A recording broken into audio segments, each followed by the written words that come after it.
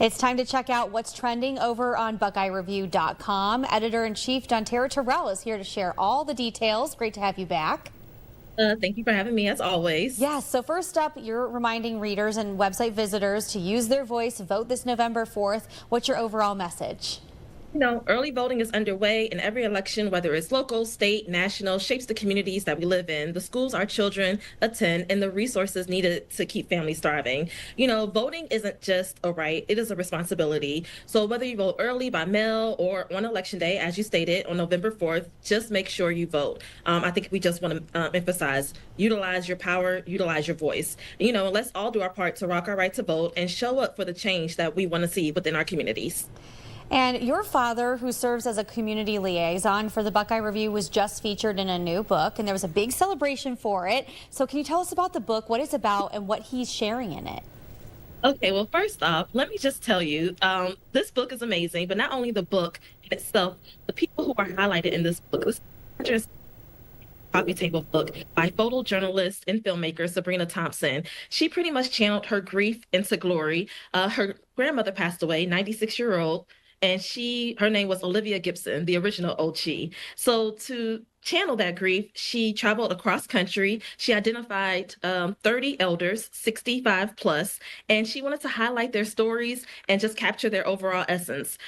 So it proves that age is nothing but a number. We had Olympic track stars at 70 years old. We had everyday educators. And just seeing the joy and the youthfulness on their face was just a real treat. And a lot of them are like firecrackers, like that personality, that pizzazz that they still possess.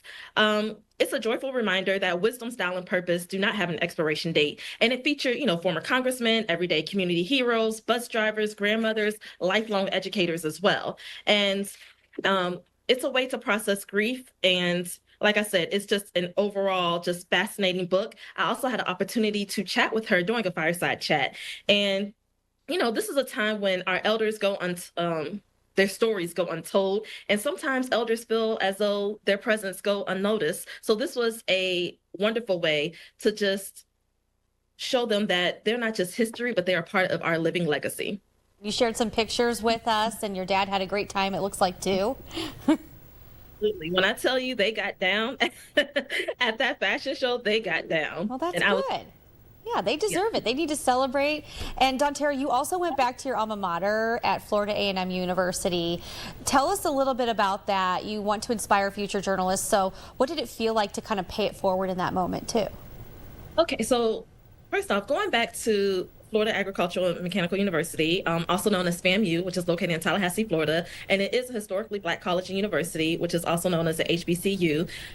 Full circle moment, returning as an alum for their annual Grads Are Back, to emphasize to the students the importance of storytelling and preparing the next generation of journalists. I feel like it goes to Buckeye Review's commitment to mentorship, representation, and creating opportunities for the next generation of storytellers.